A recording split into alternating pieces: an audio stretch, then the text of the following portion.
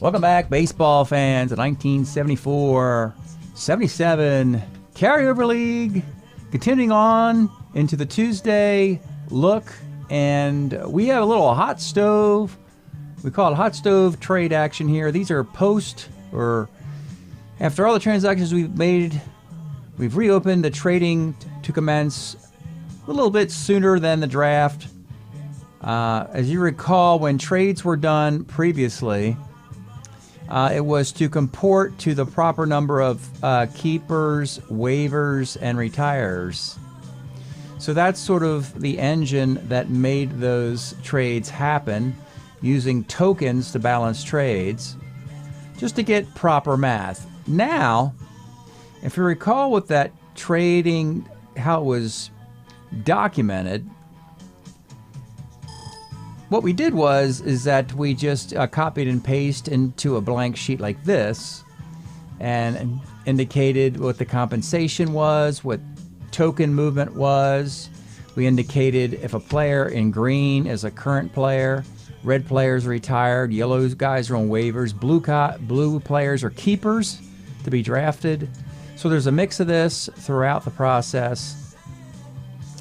But now we have what I call the hot stove trading opportunity, or the window to trade, after incorporating or creating a modification of the sheet.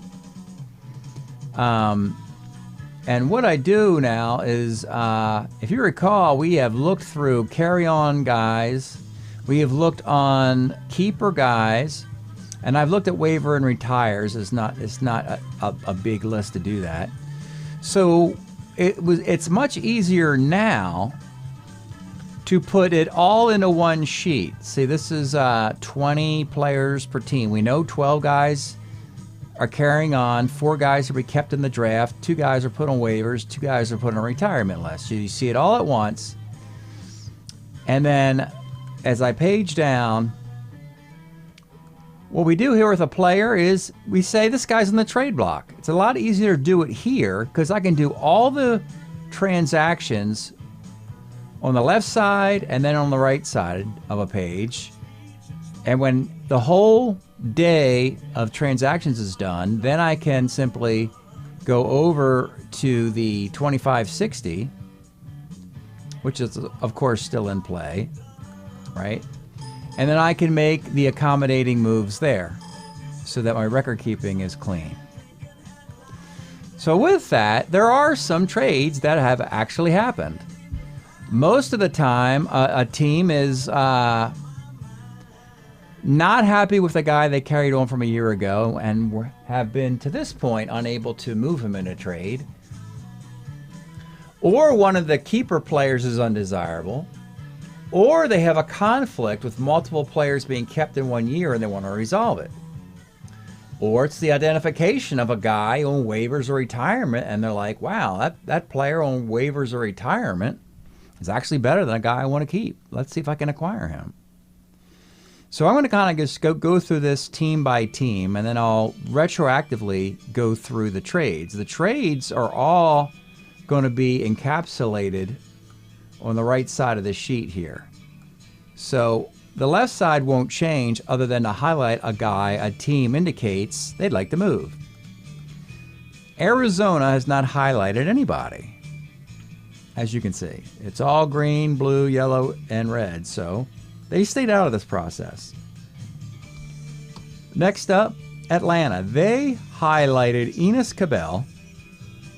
Wasn't really associated with Atlanta.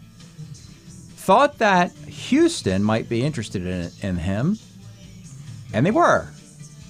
And the trade was made. So Atlanta, it was a 1-for-1 trade. Atlanta traded Enos Cabell to Houston for Bob Hansen, who actually has a nice batting average in his 1 year in 74.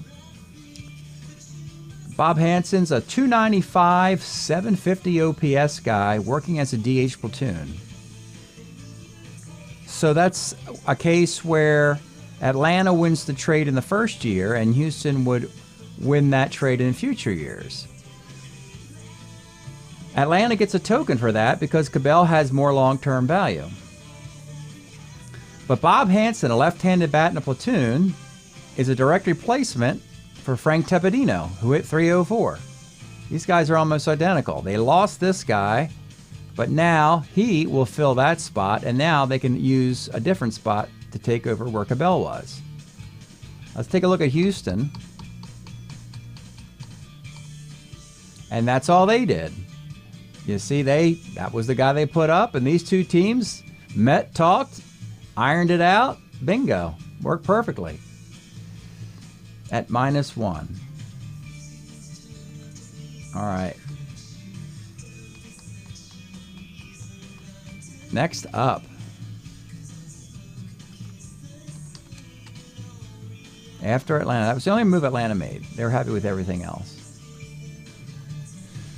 Okay, Baltimore put Bill Sharp on the trading block, mainly because he wasn't really associated with the Orioles. But here's the catch. If you only have one guy on the block and you're not willing to trade anybody else, it's going to be hard for a team to go after that guy because it's give and take. You usually have one guy you like and one guy you don't like on each side of a 2-for-2 trade. But in the case of Bill Sharp, all the rest of the Oriole players are Orioles. Blair, Grish, Robinson, Williams, Cuellar, DeCinces, all these names associated with Baltimore. And Bill Sharp is a decent corner outfielder as a 2 defensively. And frankly, he has more value for Baltimore than he has anywhere else. So sometimes you put a guy on the block and you get no bites. In this particular case, it wasn't consequential to keep or trade the guy. He's going to stick around. Baltimore values defense a lot more than most other clubs. Boston stayed out of this process. They're pretty happy with how things have gone down to this point.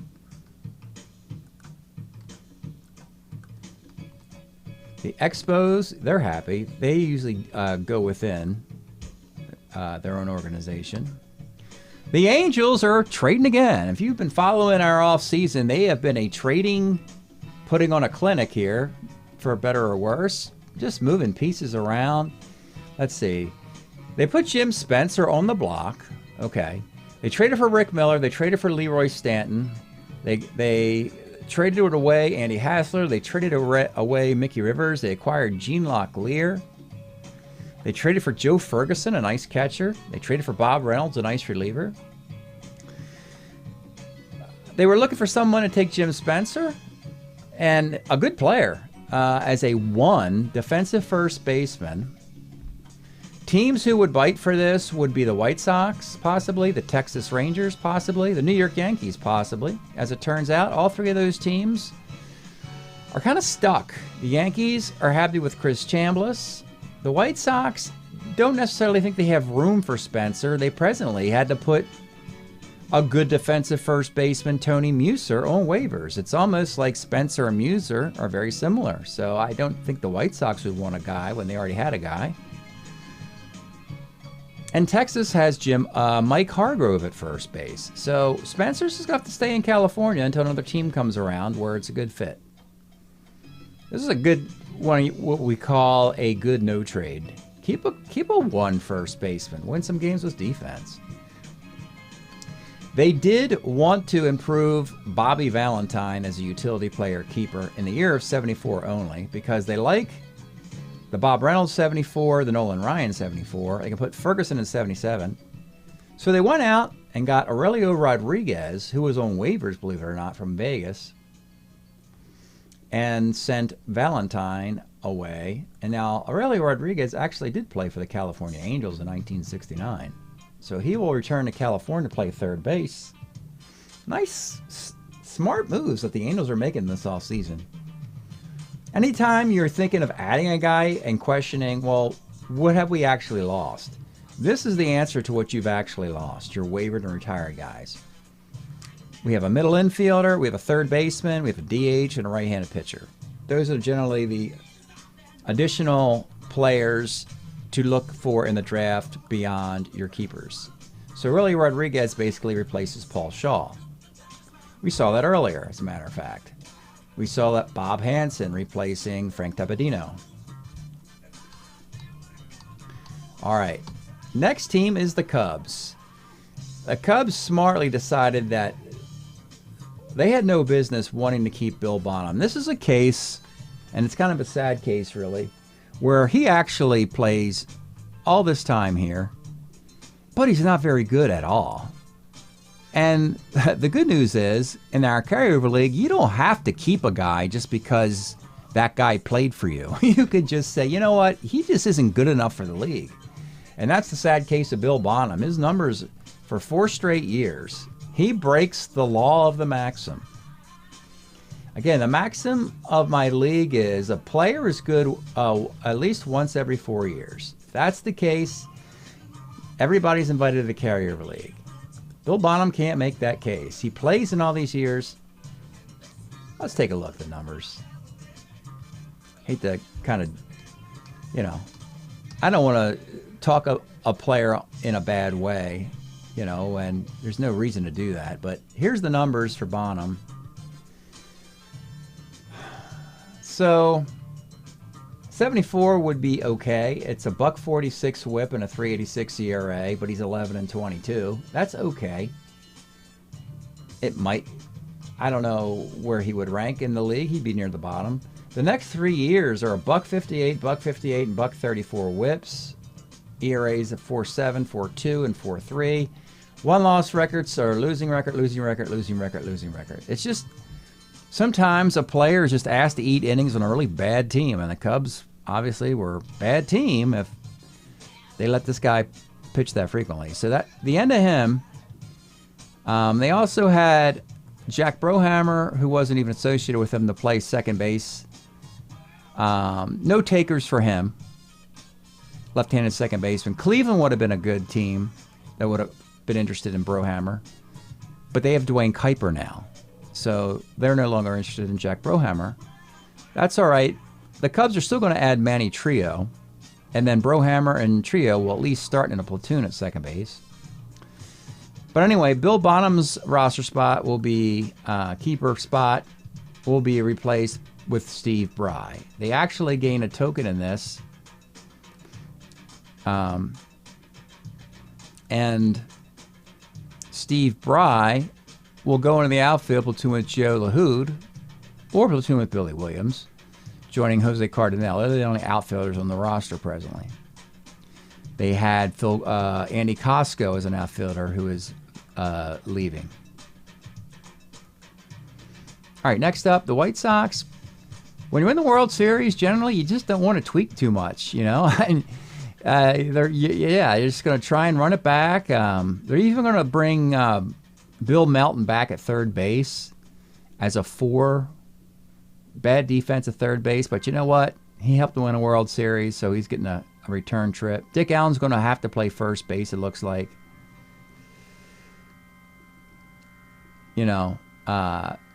These 4 players, Jerry Bell was just a jag at the number 4 starter. Glenn Becker platoon with Orta. Arguably, you could let Orta play every day if you want to. Muser was defense at first for Dick Allen. Don't really need it. Kubiak was acquired in a deal. So the White Sox are just leaving. They're going to just pump the brakes a bit and just relax and just go into this process with an open mind, not try and switch things up too much. Same with the Big Red Machine. The Cincinnati Reds had an incredible roster. They just had a disappointing playoff exit, so there's no reason to tweak things that much. Cleveland's the same way. Cleveland's added a lot of young players in the last few drafts. Jim Kern, Dennis Eckersley, Rick Manning, Dwayne Kuiper. They're thinking another year of improvement there, getting rid of some of the older players. Leave it alone. Buddy Bell will get better. Ray Fosse will hit 300. Fritz Peterson's still got 1 good year left. Hilgendorf's a lefty reliever. They got rid of older guys. Alex Johnson, Cesar Tovar. These guys are out of baseball. Colorado, this is a minor move. They had Champ Summers under contract in a 75 card. Really bad stats. It's like 240.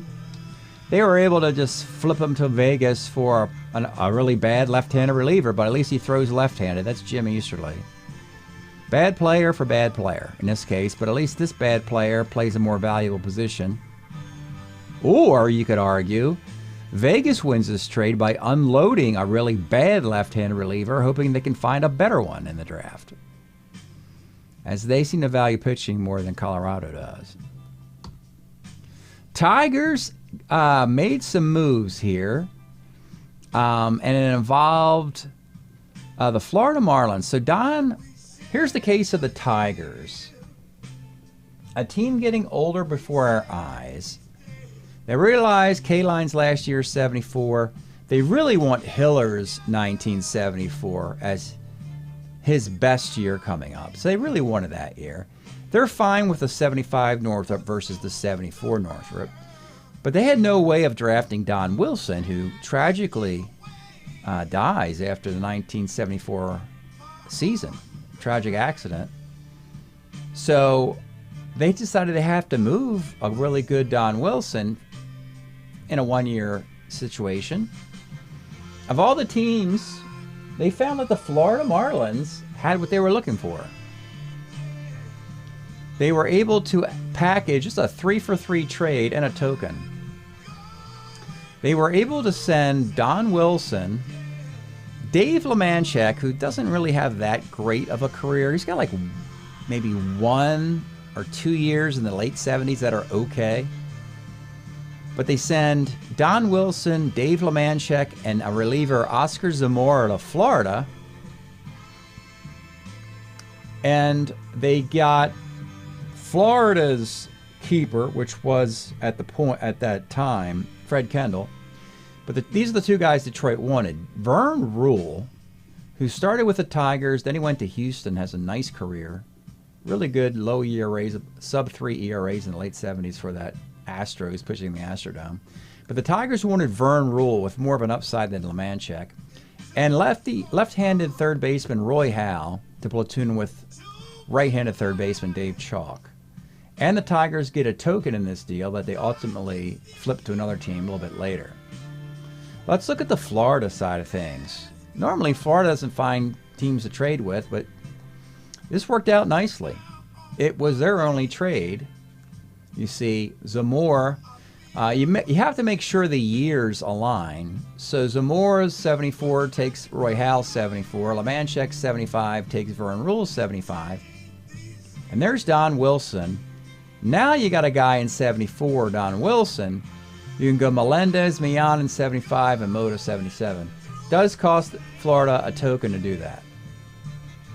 It's kind of convenient that these two teams are right next to each other.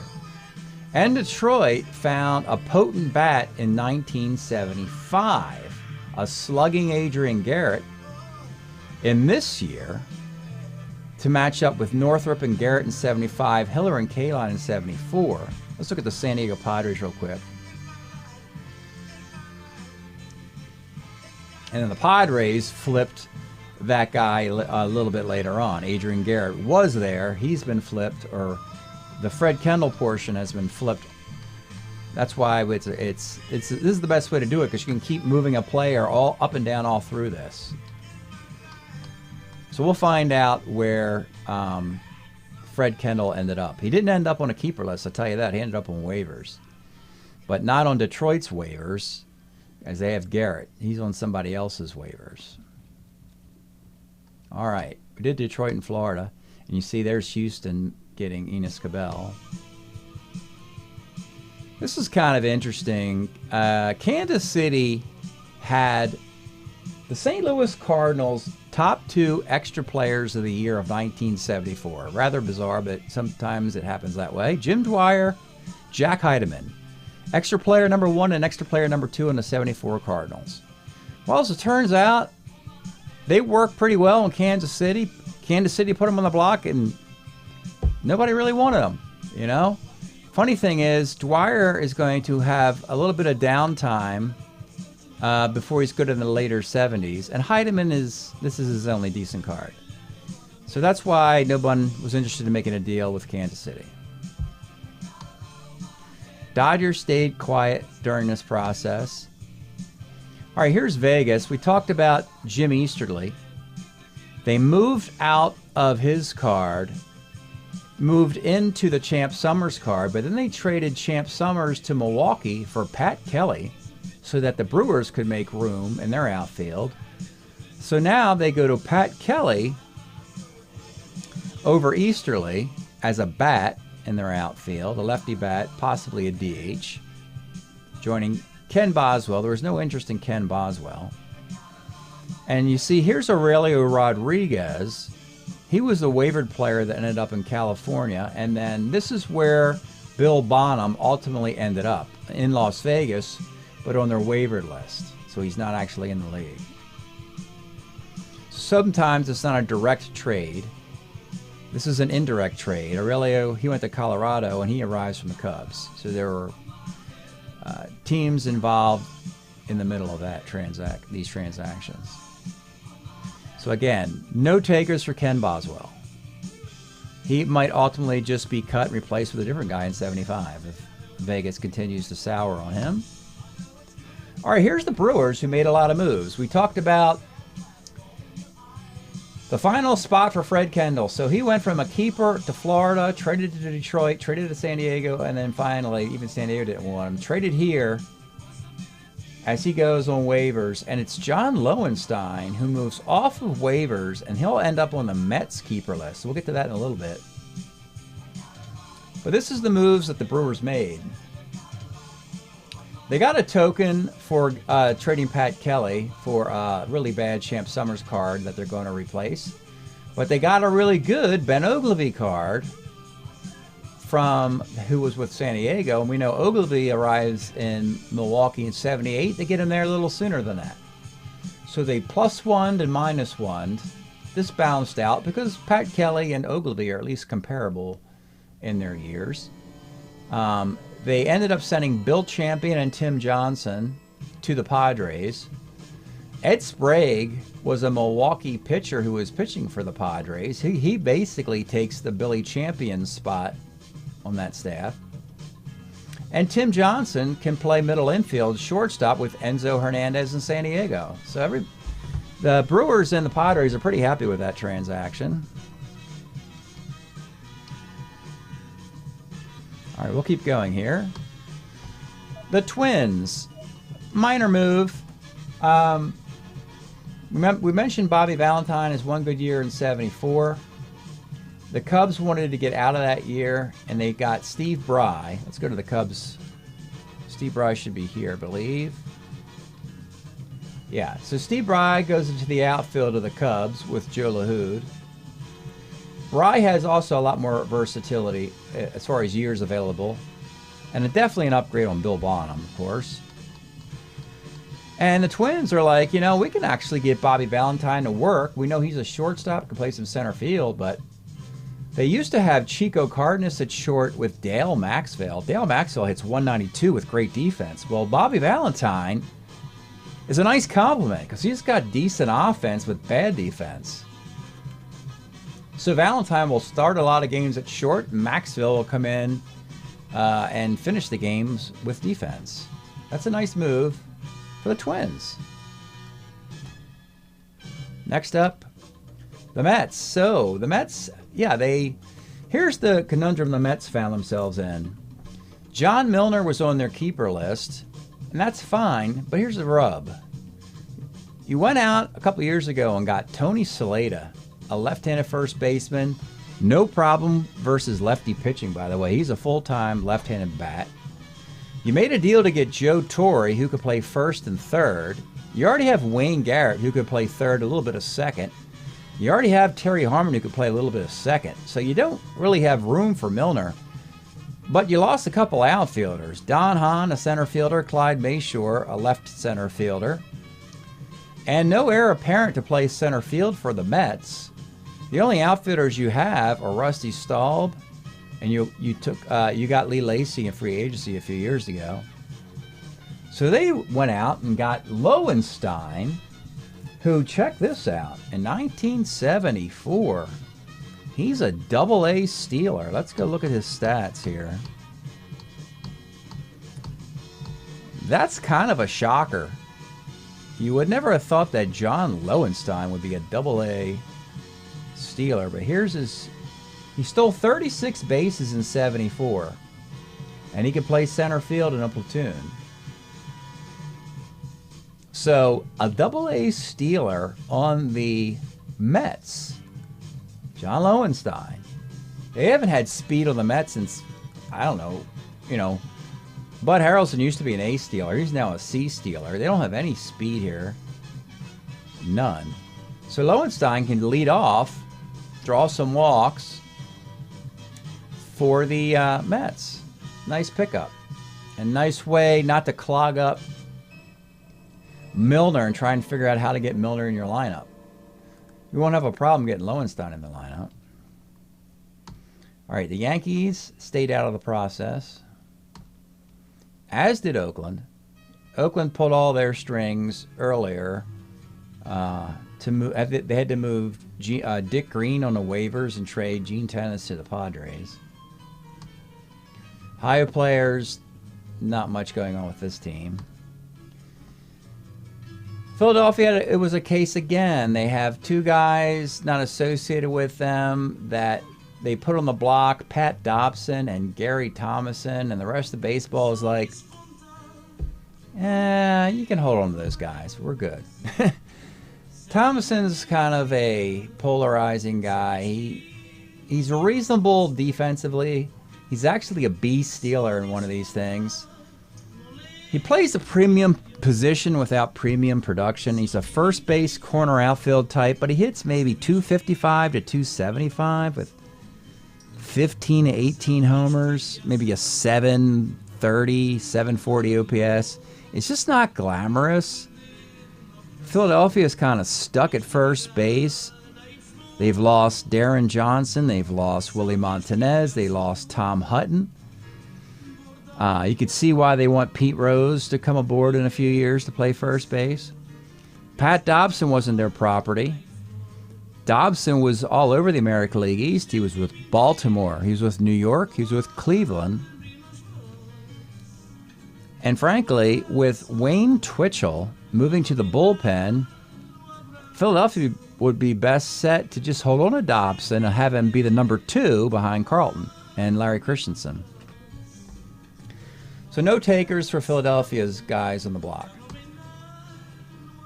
And then we have a bunch of teams who stayed out of the process. Pittsburgh, Portland. So here's San Diego. We mentioned the trade with Milwaukee. Ogilvy and Spray went to Milwaukee. Tim Johnson and Billy Champion came here, along with a draft token. Adrian Garrett, he had more value with his 73 card when he was a catcher. He doesn't catch anymore. And that's a problem because they have Colbert playing first base and Mike Ivy playing first base. They don't need a first base. They need a catcher. That's not going to work. Or put it this way, they need a lefty first baseman, not a lefty DH. So Milner comes aboard as a lefty who at least can hit lefties and righties and be a first baseman. As Nate Colbert, these two guys can platoon for 1 year before Colbert retires. And then Milner would continue to be the first baseman for the Padres. Mike Ivy can play catcher and third base. And then you can improve him once once Colbert leaves, I should say. And then after that, the remaining teams, including Seattle, who frankly just didn't have a lot of talent that people wanted. The Giants very happy with their roster. Cardinals are real happy with their situation. They actually, acquired Hall of Famer Frank Robinson to join Hall of Famer Lou Brock on their team. That'll be fun. They lose Hall of Famer Joe Torre. They add Hall of Famer Frank Robinson. Texas really happy with the moves they've made, getting Del Unser to return. Del Unser used to be a Washington Senator. He left. He's back to play center. Traded for Richie Zisk and have Nellie Bryles and Fergie Jenkins in the rotation. That's great news for Texas. Smart offseason for them.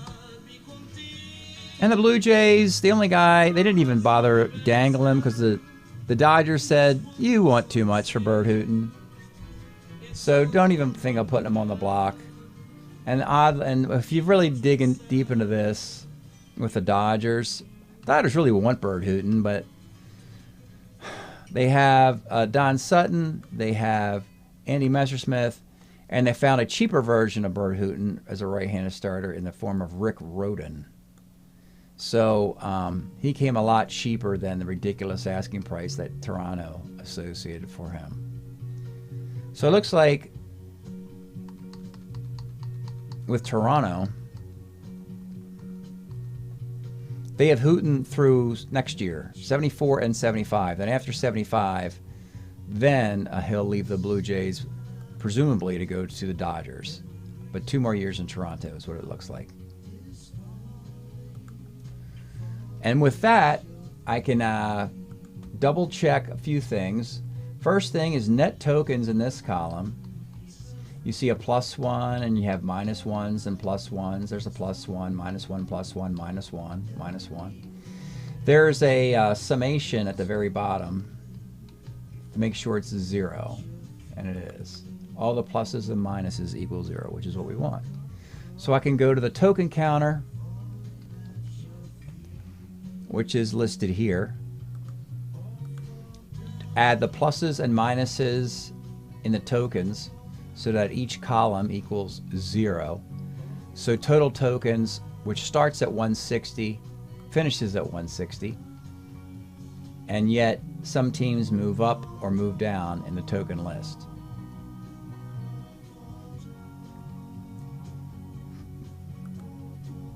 Okay. And the last thing to do with this process